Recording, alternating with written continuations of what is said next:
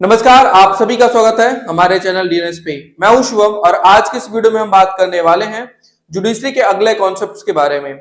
इससे पहले हमने 3 लेक्चर्स लिया है जिसमें हमने उसके पावर फंक्शन के बारे में सब कुछ डिस्कस किया है कि जुडिशरी का पावर एंड फंक्शन क्या है, और साथ ही साथ हमने ये देखा कि जहां पे लेजिस्लेशन और एग्जीक्यूटिव गैप है, वहां पे अगर किसी कानून के गैप है तो वहां पे जुडिशरी आगे आता है और वहां पे क्या करता है, अपने इनिशिएटिव से उस गैप को फुलफिल करने का काम जुडिशरी करता है।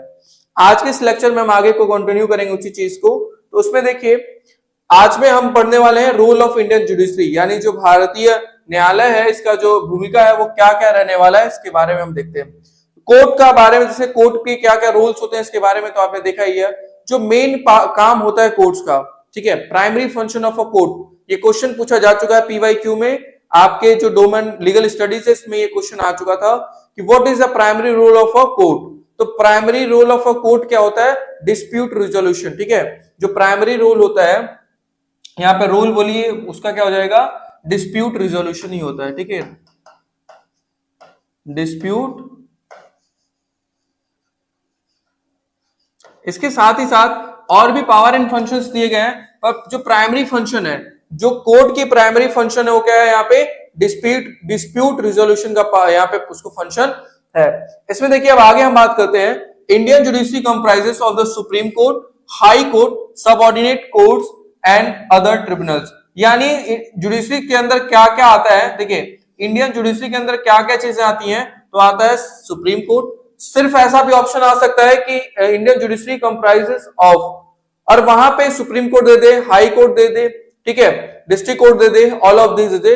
तो वहां पे आपको क्या करना होगा? ऑल ऑफ दीज ऑप्शन चुनना होगा, क्योंकि यहाँ पे देखिए सीधे दिया है Indian judiciary comprises of the, किसके किसके भी? सुप्रीम कोर्ट पहला, दूसरा हाई कोर्ट भी होगा उसके अंदर, ठीक है, तीसरा सबऑर्डिनेट कोर्ट्स, यानी तीसरा सबऑर्डिनेट कोर्ट्स भी उसके अंदर होगा, चौथा क्या बोला गया है? ट्रिब्यूनल्स भी होगा। यानी ये चारों चीजें को मिला के यहाँ पे इंडियन जुडिशरी कंप्राइजेस होती है। तो इंडियन जुडिशरी के अंदर वो सारे न्यायालय और साथ ही साथ ट्रिब्यूनल्स भी उसके अंदर आते हैं। तो अगर क्वेश्चन आए तो आपको क्या करना होगा? All of these option choose करना होगा। हिंदी में भी देखिए उसी चीज को दिया है, सर्वोच्च न्यायालय, उच्च न्यायालय, अधीनस्थ न्यायालय और अन्य ट्रिब्यूनल्स के बारे में न्यायाधिकरण शामिल है, इसको ट्रिब्यूनल्स बोलते हैं। आगे देखिए क्या इसमें बोला है, तो ये आप चीजें याद रखिएगा, इससे क्वेश्चन आ सकता है और क्वेश्चन आते भी हैं ऐसे जनरली, ठीक है। द रीडिंग लाइंस बिटवीन, क्या होता है ना कि इन लाइनों के बीच में पढ़िए क्या है, ठीक है, ऐसे क्वेश्चंस बन जाते हैं। ये जनरली एक लाइन में कोई टीचर अगर चाहे तो पढ़ के बता दे, पर इससे क्वेश्चंस भी आ सकते हैं। आप ये समझिए कॉम्पिटिटिव एग्जाम में क्या होगा, कैसे क्वेश्चंस फ्रेम हो सकते हैं, हम वो भी चीज आपको बता रहे हैं कि आपने जो ये टॉपिक पढ़ रहे हो, रोल ऑफ जुडिशरी मान लो आप पढ़ रहे हो, इसमें कैसे क्वेश्चंस बन सकते हैं, इसको भी साथ में देखते चलेंगे, ताकि जब मैं आपको इसका पीवाईक्यू और साथ ही साथ जब इसका एमसीक्यू फॉर्मेट कराऊंगा तो आप देखना मैक्सिमम क्वेश्चंस बना पाओगे। रीजन उसका यही है कि हम क्लास के बिटवीन में जो भी लाइन मैं एक्सप्लेन कर रहा हूं उसमें कैसे एमसीक्यू के क्वेश्चन पूछे जा सकते हैं, मैं वो भी आपको डिस्कस कर रहा हूं, जिससे आपको बहुत हेल्प रहेगी आपको एमसीक्यू सॉल्व करने में, ठीक है।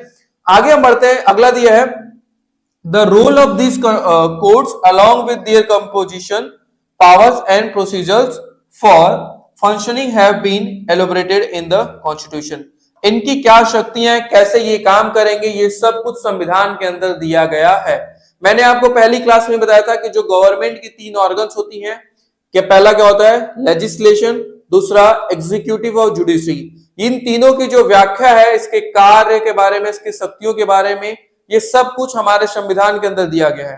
तो यहां पे भी जो संविधान के अंदर चीजें बताई गई कि इसकी शक्तियां क्या होंगी, इसका प्रोसीजर क्या रहने वाला, ये सब कुछ क्या होगा यहाँ पे एलोबरेट किया गया है, यानी इसको बताया गया है हमारे संविधान के अंदर, ठीक है। तो ये सब कुछ कहां पे डिफाइंड है? हमारे कॉन्स्टिट्यूशन के अंदर ये डिफाइन है, ये आपको याद रखना है।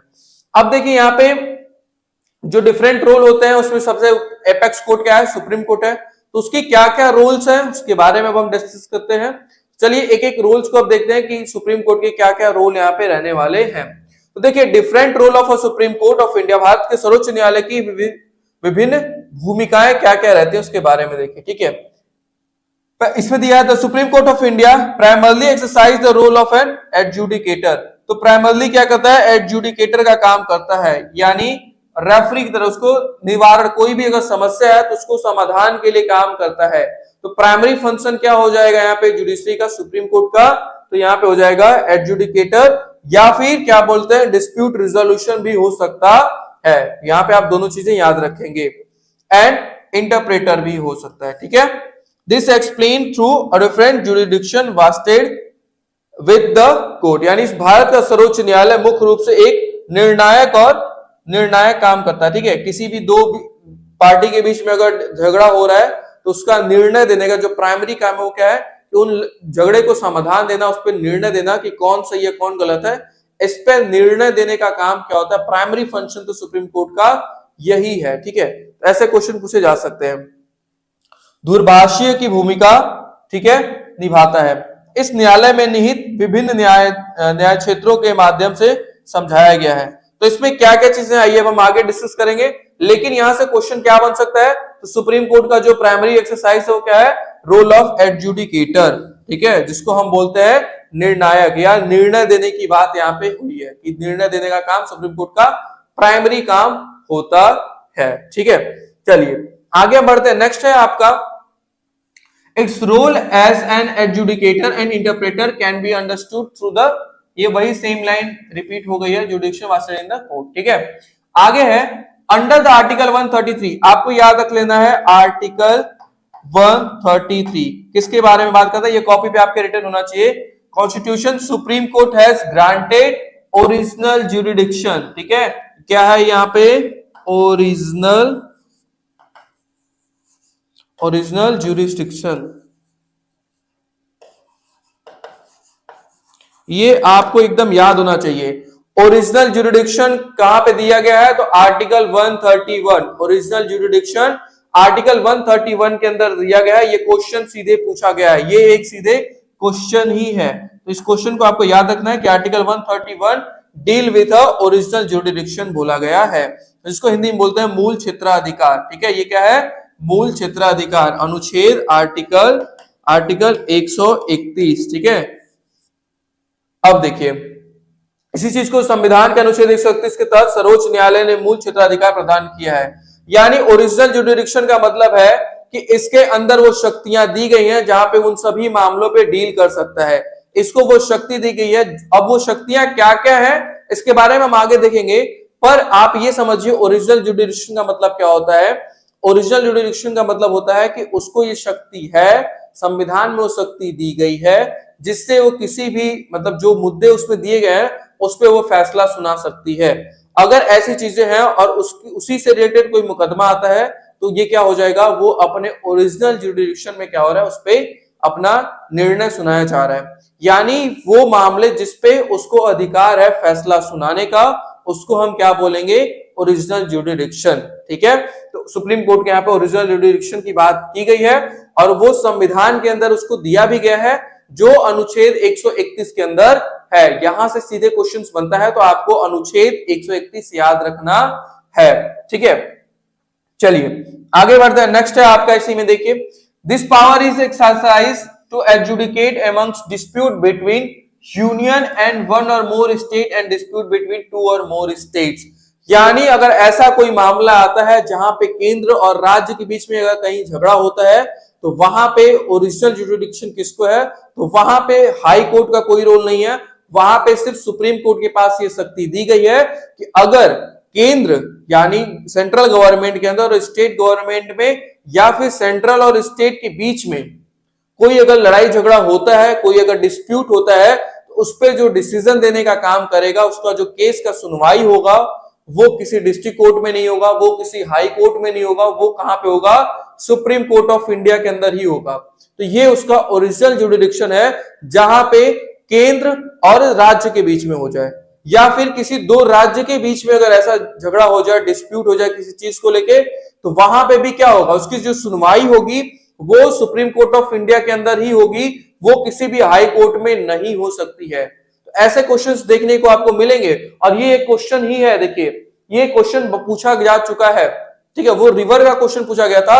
आगे हम रिवर के बारे में भी डिस्कस करेंगे कि किसी नदी को अगर दो राज्यों के बीच में झगड़ा हो रहा है किसी रिवर को लेके, उस पे कौन सुनवाई करेगा? तो जब भी कभी भी अगर सेंट्रल और स्टेट के बीच में अगर डिस्प्यूट होता है, उसकी जो सुनवाई होगी वो सुप्रीम कोर्ट ही करने वाला है। वहां पे कोई भी दूसरा हाई कोर्ट नहीं सुनवाई करेगा। ये ओरिजिनल ज्यूरिडिक्शन है सुप्रीम कोर्ट का कि वो सेंट्रल और स्टेट के डिस्प्यूट को या फिर किसी दो या दो से अधिक स्टेट के डिस्प्यूट को सुनवाई कर सकता है। ये उसका ओरिजिनल ज्यूरिडिक्शन है। ठीक है, इसके बारे में बताया गया है। आगे ऐसी चीज को बताया गया है कि इन शक्तियों का प्रयोग संघ एवं एक या एक से अधिक राज्यों के बीच या और दो या दो से अधिक राज्यों के बीच विवादों का निपटारा करने के लिए किया जाता है। तो डिस्प्यूट रिजोल्यूशन के लिए इसको इस्तेमाल किया जाता है। इसका ये ओरिजिनल ज्यूरिडिक्शन है सुप्रीम कोर्ट का, जो वहां पे उसकी सुनवाई करता है। ठीक है, such dispute must involve some questions of law or fact on which existence or extent of legal rights can be adjudicated। यानी कि ऐसे विवादों में कानून या तथ्य का कुछ प्रश्न शामिल होना चाहिए। ठीक है, कुछ ऐसे विवाद है जिसमें कोई लॉ की चीजें इन्वॉल्व हो। ठीक है, अब विवाद किसी और चीज को अगर लेके होगा तो वहां पे लॉ इंटरफेयर नहीं करेगा। ठीक है, किसी पॉलिसी को लेके हो रहा है, किसी ऐसी चीज को लेके हो रहा है जिसमें लॉ का कोई बात ही नहीं है। ठीक है, तो वहां पे क्या हो रहा है, वहां पे जुडिशरी कोई उसमें इंटरफेयर नहीं करेगा। पर जहां पे लॉ की बात होगी, जहां पे क्या बताएगा, किसी तथ्य की बात होगी जो रिलेटेड किससे है, क्वेश्चंस लॉ से रिलेटेड वो चीजें होनी चाहिए जिस पर कानून अधिकारों के अस्तित्व या सीमा को फैसला किया जा सके। ठीक है, तो कोई ऐसी चीज जो कानून से रिलेटेड हो, लॉ से जो रिलेटेड होगी, उस पे क्या होगा, सुप्रीम कोर्ट का पूरा अधिकार उस पे फैसला सुनाने का। अगर केंद्र और राज्य के बीच में या किसी दो राज्य के बीच में या फिर किसी दो या दो से अधिक राज्यों के बीच में अगर कोई डिस्प्यूट होता है तो उसको सुनवाई करने का अधिकार सुप्रीम कोर्ट के पास होता है। सिर्फ सुप्रीम कोर्ट के पास होता है, ये आपको याद रख लेना है, लिख लीजिएगा कहीं पे, सिर्फ सुप्रीम कोर्ट के पास ही होता है। ठीक है, ओरिजिनल ज्यूरिडिक्शन कहां पे दिया गया है, अनुच्छेद 131 के अंदर, हमारे संविधान के अनुच्छेद 131 के अंदर, आर्टिकल 131 के अंदर दिया गया है। ये भी आपको याद रख लेना है। ठीक है, आगे बात करता है इसमें, for example the dispute between the sharing of rivers or other natural resources between two state in India can be directly brought to the supreme court under exercise of its original jurisdiction. यही चीज मैंने अभी आपको बताया कि अगर किसी दो राज्यों के बीच में किसी नदी को लेकर अगर डिस्प्यूट आ रही है कि उसके पानी को रिलेटेड, ठीक है, कि कितना पानी कौन रखेगा, कितना यूज कर सकते हैं उसका, अगर इससे रिलेटेड केस आ रहा है तो वो क्या होगा, इसके मूल क्षेत्राधिकार के अंदर आ जाएगा, जिसमें सुप्रीम कोर्ट इस पर सुनवाई कर सकता है। ठीक है, उदाहरण के लिए भारत में दो राज्यों के बीच नदी या अन्य प्राकृतिक संसाधनों के बंटवारे के विवाद को उसके मूल क्षेत्राधिकार के तहत सीधे सर्वोच्च न्यायालय में लाया जा सकता है। तो सीधे आप सुप्रीम कोर्ट जा सकते हो, ये उसका क्या है, ओरिजिनल ज्यूरिडिक्शन है। ये किसी लोअर कोर्ट में सुनवाई इसका नहीं हो सकता है। ठीक है, आगे बढ़ते हैं।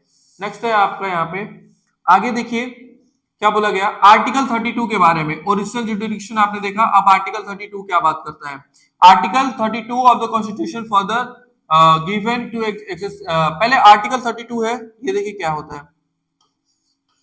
आर्टिकल 32 को हम बोलते हैं रिट ज्यूरिडिक्शन। क्या बोलते हैं, रिट ज्यूरिडिक्शन। ठीक है, ये आपको याद रख लेना है। ये किसका पार्ट है, तो ये क्या है, फंडामेंटल राइट, यानी फंडामेंटल राइट, जिसको हम क्या बोलते हैं, मौलिक अधिकार। मौलिक अधिकार के अंदर इसको रखा गया है। ठीक है, आर्टिकल 32 हमारा है। ठीक है, देखिए इसमें क्या बताया गया है, तो इसमें बताया गया है ओरिजिनल ज्यूरिडिक्शन के अंदर है of the supreme court for the enforcement of the fundamental rights. Fundamental right के इन्फोर्स के लिए अगर कुछ ऐसी चीजें करता है जिससे किसी व्यक्ति का फंडामेंटल राइट वायलेट हो रहा है, तो वहां पे सुप्रीम कोर्ट के पास ये शक्ति दी गई है अनुच्छेद 32 के अंदर कि वहां पे क्या कर सके, उसको इंप्लीमेंट कराने के लिए निर्देश दे सकती है of the citizen through issuing direct order of and writs. तो वो डायरेक्ट ऑर्डर दे सकते हैं। अगर किसी व्यक्ति का फंडामेंटल राइट वायलेट हो रहा है तो वो सीधे सुप्रीम कोर्ट जा सकता है, और वो कहां पे दिया गया है, तो अनुच्छेद 32 के अंदर दिया गया है। ठीक है, उसको हम रिट ज्यूरिडिक्शन भी कहते हैं। अब ये रिट ज्यूरिडिक्शन क्या होता है, रिट कितने होते हैं, कौन कौन से होते हैं, ये हम एक नेक्स्ट क्लास में आपको बता देंगे, जिसके अंदर हम फंडामेंटल राइट से कुछ इंपॉर्टेंट चीजें कराने वाले हैं आप सभी के लिए। तो वो क्लास भी आप लोग देख लीजिएगा। फंडामेंटल राइट्स की मैं एक प्रॉपर क्लास लेके आऊंगा, जिसमें मैं article 19, article 20, article 21, article 14, article 32, ये पूरा फंडामेंटल राइट आपको अच्छे से कराने वाला हूं। तो रिट के बारे में मैं आपको वहां पे डिटेल में कराने वाला हूं। पर आज का आपको प्रश्न बताना है कि कौन कौन सी रिट होती है, कितनी रिट होती है, ये आपको बता देना है। उसका सिर्फ नाम आपको याद रखना है। ठीक है, उसको याद करने का मैं ट्रिक भी बता दूंगा कि कैसे याद रहेगा, कि इसका मतलब क्या होता है। आपका प्रश्न आज का ये रहेगा कि आपको ये बताना है कि रिट कितनी होती है और उसका क्या नाम है। ठीक है, यहां पे देखिए आगे बोला गया है, this is popularly known as a writ jurisdiction. तो रिट ज्यूरिडिक्शन कहां पे दिया गया, अनुच्छेद 32 के अंदर दिया गया है। रिट क्षेत्राधिकार कहां पे दिया गया, अनुच्छेद 32। आपको दो इस क्लास के अंदर हमने दो आर्टिकल डिस्कस किया है। पहला आर्टिकल 131 जो बात करता है क्या, ओरिजिनल ज्यूरिडिक्शन का। दूसरा आर्टिकल 32 जो बात करता है रिट ज्यूरिडिक्शन का। ये दोनों आर्टिकल आपको याद होने चाहिए यहां से, और वहां से क्वेश्चंस देखने को आपको मिल सकता है। आगे हम बात करते हैं, the appellate jurisdiction of the supreme court can be invoked by a certified granted by the high court. अब देखिए यहाँ पे क्या है, अपीलेंट ज्यूरिडिक्शन क्या होता है, अपीलेट ज्यूरिडिक्शन, ठीक है, सर्वोच्च न्यायालय को अपीलीय क्षेत्राधिकार। अपील करना क्या होता है, अपील जैसे आप लोग क्रिकेट अगर देखते होंगे तो क्या होता है, जब बॉल फेंकता है, मान लीजिए एलबीडब्ल्यू हो गया, या फिर कहीं पे लगता है कि वो सीधे स्टंप पे लगने वाली थी, वो अपने पैर से रोक दिया, तो वहां पे क्या करते हैं, प्लेयर्स होते हैं वो अपील करते हैं कि हाँ, अपील कर रहे हैं कि देखिए इस चीज को, ये लग रहा है कि आउट है। ठीक है, जैसे बैट मारा, बॉल हल्का सा लगा, चला गया, अंपायर ने कुछ नहीं किया, तो सब क्या करते हैं, अपील करते हैं। सारे जो प्लेयर्स होते हैं अपोजिट के, वो क्या करते हैं, अपील करते हैं उसके बारे में। अपील करते हैं मतलब कि आप इस चीज को फिर से देखिए कि शायद इसके बैट से लगा है, हमको ऐसा लग रहा है कि इसके बैट से लगा है, इसलिए इसको आउट होना चाहिए। तो वहां पे क्या होता है, थर्ड अंपायर के पास जाता है, फिर थर्ड अंपायर उसको रिव्यू करता है। रिव्यू क्या करता है कि सच में बैट से लगा है कि नहीं, फिर वहां पे चलता है, वो लाइन वाइन चलती है, अगर टच होता है तो लाइन पूरा हिल जाती है। तो वो क्या हो रहा है, रिव्यू हो रहा है उस चीज का, कि वाकई ये जो प्लेयर्स कह रहे हैं कि ये आउट है, तो वास्तव में ये है या नहीं है, इसके बारे में देखा जाता है, वहां पर रिव्यू किया जाता है। वैसे ही सेम जुडिशरी के अंदर भी होता है। यहां पे क्या होता है, अपीलेंट जुडिडिक्शन, यानी एक मैं एग्जांपल दे रहा हूं, आपके लिए मान लीजिए आपके और किसी पड़ोसी के बीच में जमीन को लेकर विवाद था। अब जमीन को लेकर विवाद था, तो आप लोगों ने बंटवारा वहां पे किया, मान लीजिए जो भी था, एक लाइन खींचा गया कि हाँ यहां तक का है, पर आप उस फैसले से सहमत नहीं हो, आपको लग रहा है कि आपकी जमीन उसको दे दी गई है थोड़ी सी, तो आप क्या कर सकते हो, इसका अपील कर सकते हो, इसका रिव्यू कर सकते हो। ठीक है, इस डिसीजन को चैलेंज कर सकते हो सुपीरियर कोर्ट के अंदर, हाई कोर्ट के अंदर कर सकते हो। ठीक है, अगर हाई कोर्ट से भी बात ना बने तो आप सुप्रीम कोर्ट भी जा सकते हो। अपील करना, अपनी बातों क्या करना, आप अगर किसी चीज से संतुष्ट नहीं हो जुडिशरी के अंदर, न्यायालय में, तो वहां पे हायर कोर्ट में क्या कर सकते हो, अपील कर सकते हो। तो सुप्रीम कोर्ट के पास अपीली जुडिडिक्शन भी है वहां पे। ठीक है, अपीलीय क्षेत्राधिकार उच्च न्यायालय के द्वारा प्रमाणित किया गया है। आगे देखिए क्या बोला गया है, appeal to the supreme court may be made against any judgment. ठीक है, अपील किसी भी जजमेंट के अगेंस्ट भी किया जा सकता है। कोई मान ली जजमेंट है, उसके खिलाफ अपील आप सुप्रीम कोर्ट में कर सकते हो। अगर आप उस फैसले से असंतुष्ट हो तो आप वहां पे अपील कर सकते हो। डिग्री और a final order of a high court in both civil and criminal cases. तो अगर कोई भी मामला हो, चाहे वो सिविल मुकदमा हो चाहे वो क्रिमिनल मुकदमा हो, वहां पे आप अपील कर सकते हो। और अपीलेट ज्यूरिडिक्शन कहां पे दिया गया है, तो इसके बारे में भी हम अभी आगे आपको डिस्कस करने वाले हैं।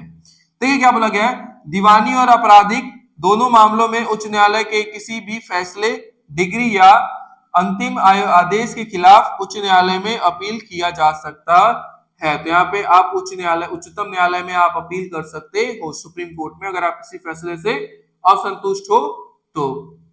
आगे है, like the exercise of original jurisdiction, this case must involve a substantial questions of law as to the interpretation of the constitution. इसमें भी वही चीज बताई गई है कि वो लॉ से रिलेटेड होना चाहिए, एक सेकेंड, वो लॉ से रिलेटेड होना चाहिए तो ही आप कर सकते हो।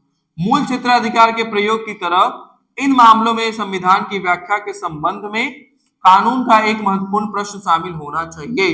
किसी भी चीज को लेकर आप अपील नहीं कर सकते हो, अगर लॉ से रिलेटेड कोई दिक्कत है आपको तो ही आप उस चीज में अपील कर सकते हो वहां पे, ठीक है। हर चीज को लेकर आप वहां पे नहीं पहुंच सकते हो, ठीक है। सबसे substantial questions of law and as highlighted above connect questions of law or fact on which existence or extent of legal rights can be adjudicated। तो ये वही चीज बताया गया, इसमें बहुत क्वेश्चन है, आपको इंपॉर्टेंट नहीं है, बस आपको ये याद रखना है कि अपीलेट जुडिक्शन क्या होता है यहाँ पे, ठीक है। आगे बढ़ते हैं।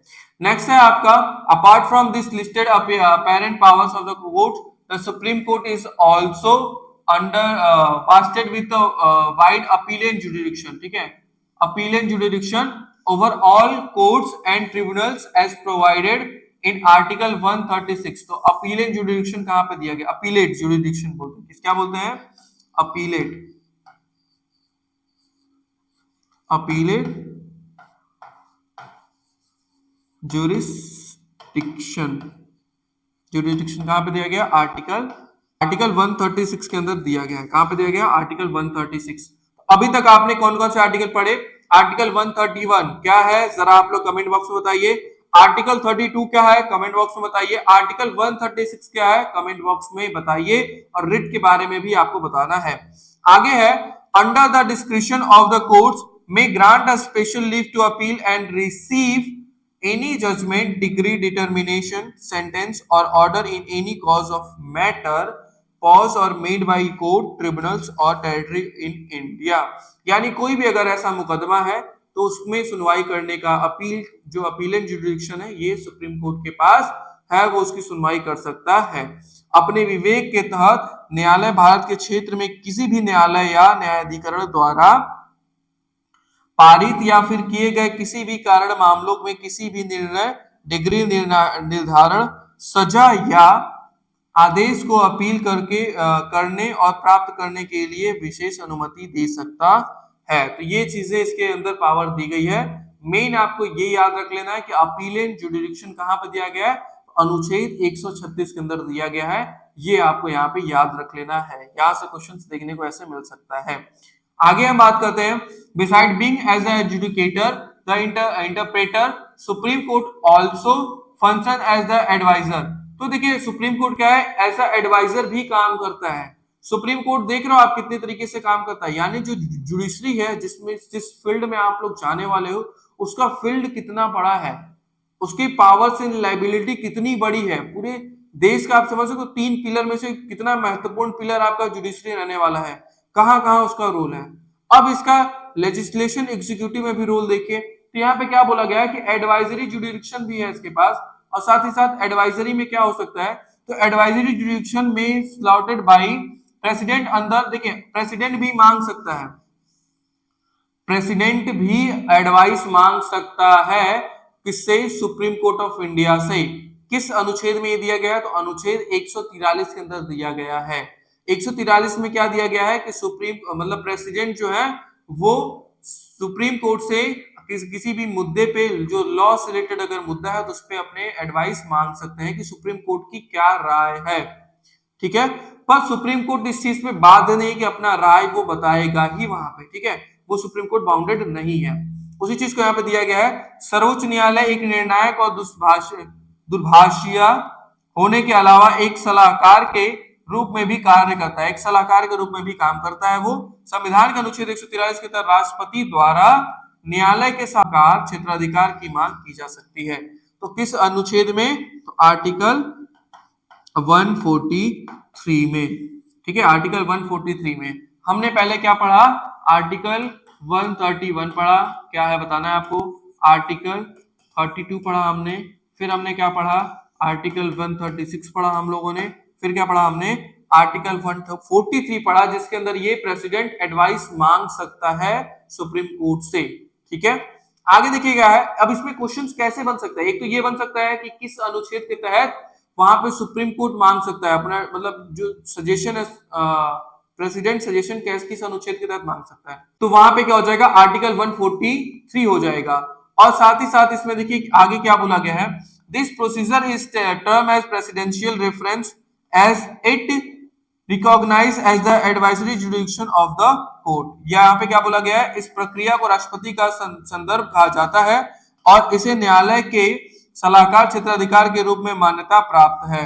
ठीक है, तो यहाँ पे इसको सलाहकार क्षेत्राधिकार के अंदर रखा गया है अनुच्छेद 143 को यहाँ पे। ठीक है, चलिए आगे अब देखिए यहाँ से क्वेश्चन क्या बन सकता है। तो यहाँ पे एक बहुत ही अच्छा क्वेश्चन क्या बन सकता है कि अंडर द स्कीम प्रेसिडेंट में refer any questions of law और फैक्ट।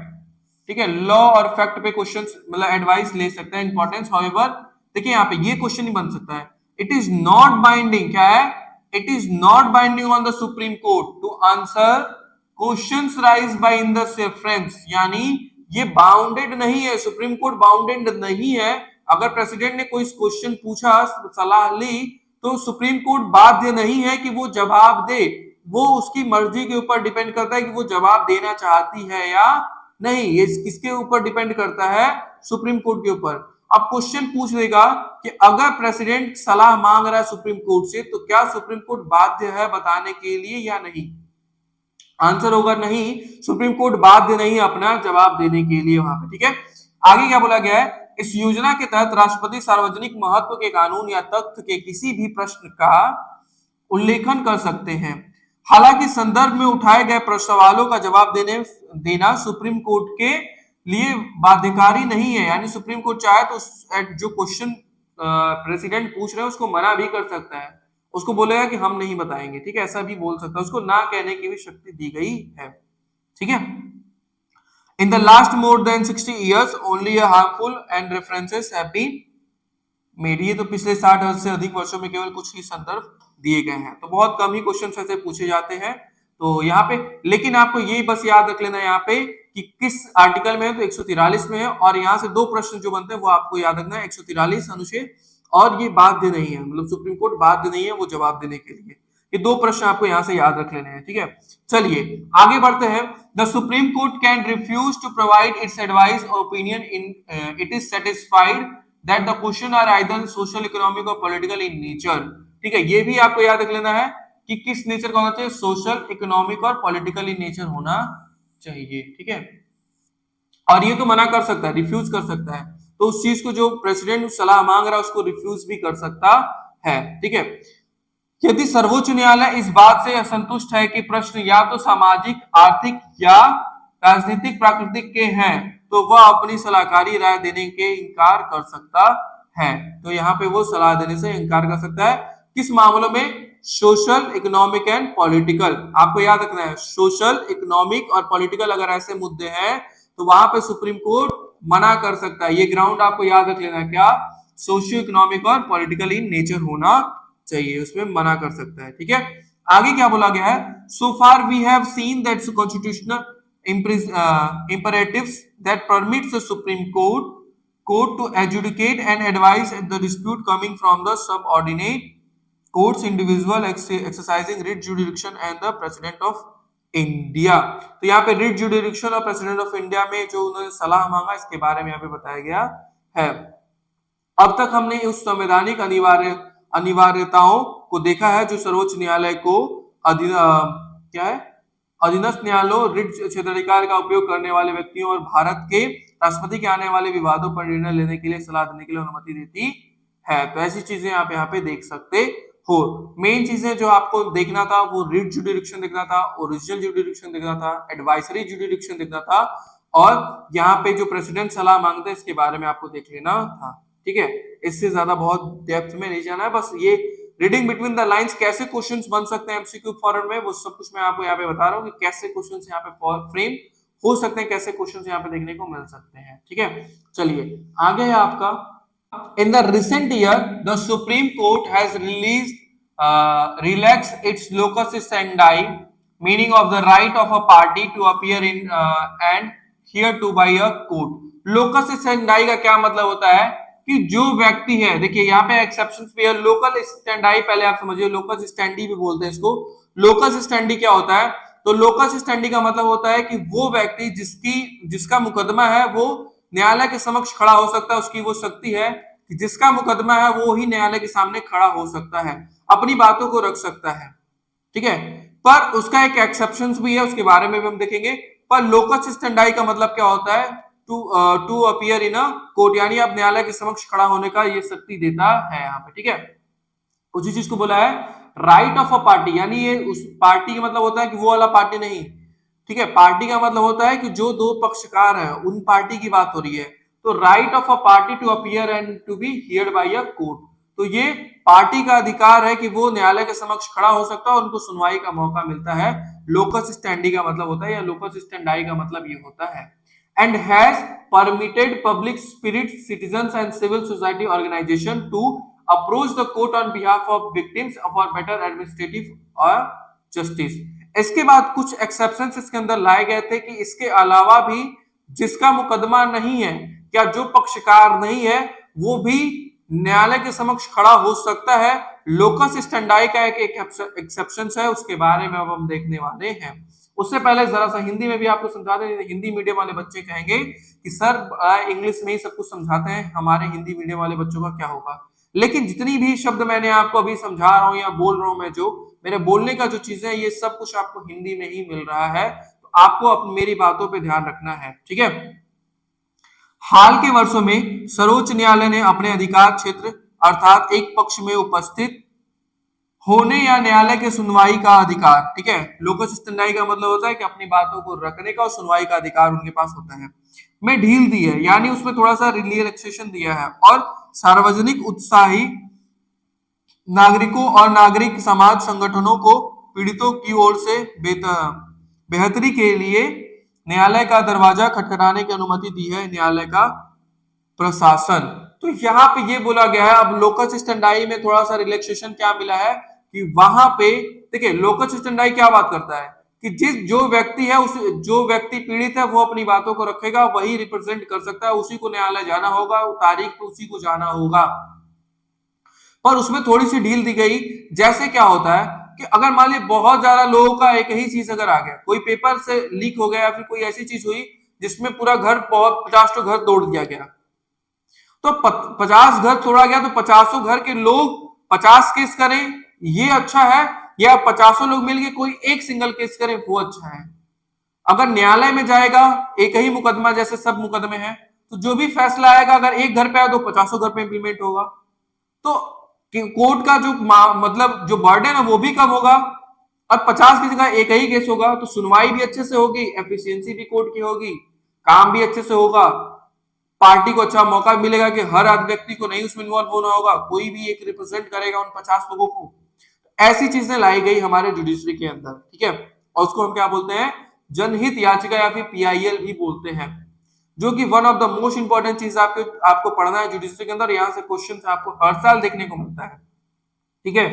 चलिए आगे इसमें क्या बोला गया है, on the accounts the court has on its own initiative, court के ओन इनिशिएटिव से, ठीक है, कोर्ट के ओन इनिशिएटिव से क्या हुआ, स्टार्ट किया गया था क्या, पब्लिक इंपॉर्टेंस के लिए। For instance he it has summoned and reprimanded state authorities for their apathy and take for diligence in running child care home in a state, यानी अन्य मामलों में न्यायालय में अपनी पहल पर सार्वजनिक महत्व के मामले शुरू किए, ठीक है। सार्वजनिक महत्व मतलब जहां पे एक कम्युनिटी डिस्टर्ब हो रही है, कोई ऐसी घटना हो रही है जिससे 100 200 500 1000 लोग क्या हो रहे हैं, इन्वॉल्व हो रहे हैं, तो अब 1000 लोग जाके केस करें ये अच्छा है, या 1000 लोग के बिहाफ पे कोई एक व्यक्ति उनको रिप्रेजेंट करे ये अच्छा है।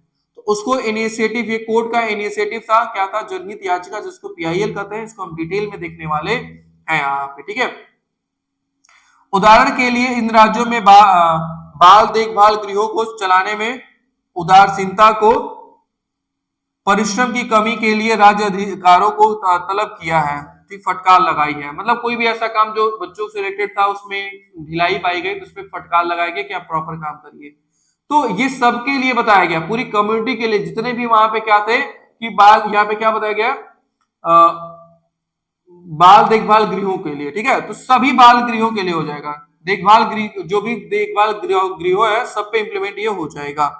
आगे बात करता है, all this has been possible through the judicial activism of the supreme court through public interest litigation. तो ये सब कुछ कैसे पॉसिबल हो पाया, तो पब्लिक इंटरेस्ट लिटिगेशन के तहत ही ये पॉसिबल हो पाया।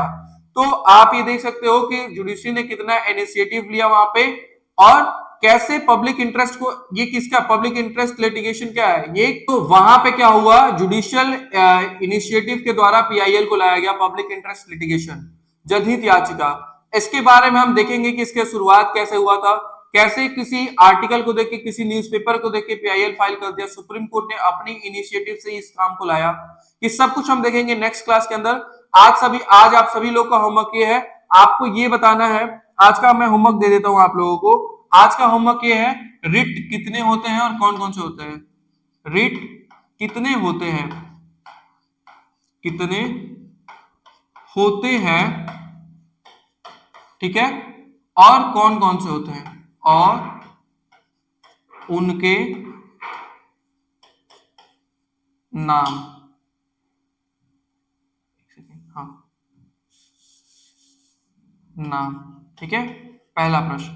उसके बाद आपको ये बताना है आर्टिकल 131 क्या होता है, आर्टिकल 32 के बारे में, आर्टिकल 136 के बारे में। इसके बाद आपको बताना है आर्टिकल 143 के बारे में। ये आर्टिकल किससे डील करते हैं इसके बारे में आपको देखना है। और साथ ही साथ जो बच्चे हमारे यूट्यूब पे अगर देख रहे हैं, अगर आप कंप्लीट तैयारी करना चाहते हैं सीयूईटी बीएलएलबी एंट्रेंस एग्जाम की, तो आप हमारे बैच के साथ जुड़ सकते हैं। सामर्थ्य बैच हमारा स्टार्ट हो चुका है, जिसके अंदर हम कंप्लीट प्रिपरेशन करा रहे हैं, जहां पे हम आपको लैंग्वेज के इंग्लिश और हिंदी कराने वाले हैं। डोमेन में आपको पूरा लीगल स्टडीज मैं आपको प्रॉपर तरीके से कराने वाला हूं, साथ ही साथ पीवाईक्यू कराऊंगा, और प्रैक्टिस सीट भी आपको कम से कम 10 मॉडल पेपर वहां पे सॉल्व कराने वाला हूं, और साथ ही साथ जनरल टेस्ट आपको कराया जाएगा। बहुत ही नॉमिनल फीस एज जस्ट 2000 में आप मतलब इस कोर्स में एनरोल होकर अपनी पूरी तैयारी कर सकते हो। ये कोर्स हमारा डीएनएस एजुकेयर ऐप पे आपको मिल जाएगा, आपको प्ले स्टोर से डाउनलोड कर लेना होगा, और वहां पे आप जाके एनरोल हो सकते हो, अपनी तैयारी को अच्छे से कर सकते हो।